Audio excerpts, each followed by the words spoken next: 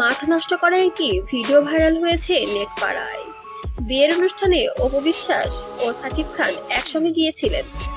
আমারও আলোচনায় ঢালিউডের সাবেক তারকা দম্পতি শাকিব খান ও অপু বিশ্বাস সম্প্রতি নিজেকে সাকিবের তবে একই প্রোগ্রামে দুজনকে দাওয়াত দেওয়া হয়েছিল, তবে দুজনকে দেখে হঠাৎ অপু বিশ্বাস কথা বলতে চাওয়াতে সাকিব খান যেন পাত্তাই দিল না।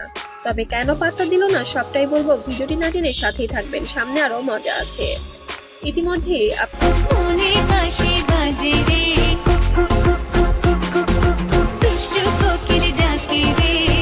জানতে পেরেছেন সাকিব খানের তুফান ছবি বাংলাদেশে ব্লকবাস্টার হিট করেছে এবং ইতিমধ্যে ইন্ডিয়াতেও ছবিটি বের হয়েছে।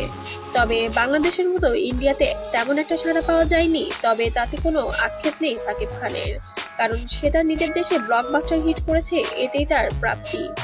সে দেশের মানুষ, দেশের কাছে, দেশের সবার কাছেই রাজা হয়ে থাকতে চায়, এমনটা একটি মন্তব্য করেছেন টেলিভিশনে। তবে অপু বিশ্বাসকে বিয়ের প্রোগ্রামে দেখে যেন দেখেও না দেখার ভান করলেন সাকিব খান।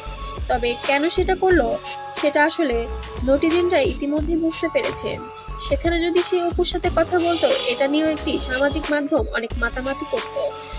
কিছু না করতেও যেমন ঢোল পিটে যায়, যদি আবার অন্য কোনো নোংরা ঢোল পিটে যায়, এই ভয়েই সাকিব খান অপুর সঙ্গে কথা বলেনি।